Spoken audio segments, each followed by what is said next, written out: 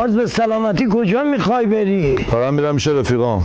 ببین پسرم، درست اختلاف سنمون زیاده، ولی از من به تو نصیحت، هیچکی دلسوزتر از من و مادرت تو دنیا واسط پیدا نمیشه. رفیقای من به خاطر من جونشونم میدن. اینقدر رفیقم نکن. فکر می‌کنی رفیقات کیان؟ میگم 1000 بار دیگه هم میگم، تو رفیق نداری، به رفیقای من حسودیت میشه. حسودی؟ چرا میخندی؟ میدونی خندم مالت چیه؟ شاید اندازه تو رفیق نداشته باشن، دور و برم زیاد رفیق نباشه، ولی همشون آدم حسابی هن. دورت گذشته مربی، کدوم رفیق؟ 4 تا پیرمردی که صبح میرن تو صف نون بربری وای میسن و داری با رفیقای من مقایسه میکنی؟ بی خیال بابا. یه کاری بگم میکنی؟ تو جون بخوا.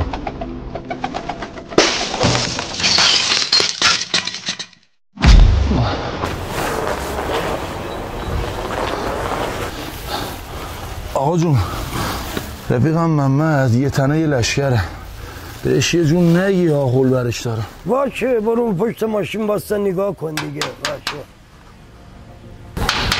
محمد آقا.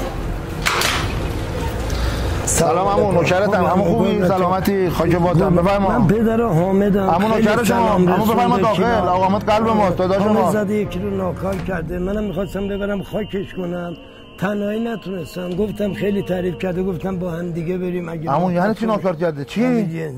زده یکی رو ناقص کرده. عمو من خاک پای خودم، نوکرتم هستم. عمو شرمنده من نیستم.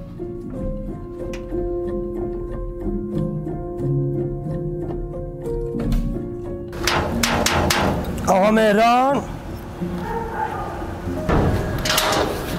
جونم عمو. سلام، خوبی عمو؟ چاکرم عمو. مهران جان، من بابای حامدم. بله عمو، نوکرت. یکی رو زده ناکار کرده، گرفتار کرده ما رو. بعدش هم من الان گفتم که خیلی تعریف کرده ازت، با هم دیگه ببریم اینو خاکش کنیم. اینو گفتم کمک کنی به من. اما اون موقع که بهش میگفتم دنبال داستان نباش، به خاطر همین روزا میگفتم. حرف ما رو گوش نکرد، حالا به این روز افتاده، یاد ما افتاده. من نیستم همون، شرمندتم، گرفتاری زیاد دارم. یا علی.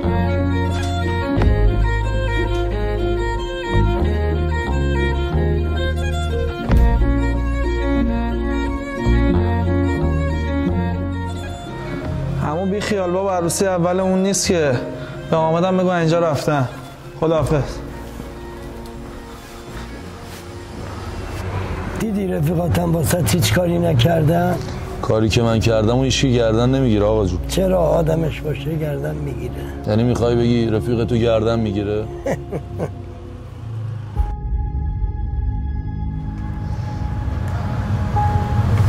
بابا اومد.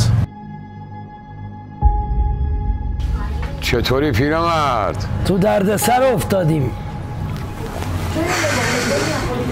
برشی به تو.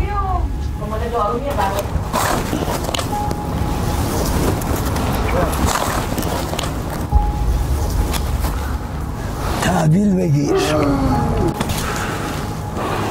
چرا وایسید منو نگاه میکنید؟ برشی به زودتر چالش کنیم. کت خدا، شوخی کردم. حامد جان بیارش بیرون.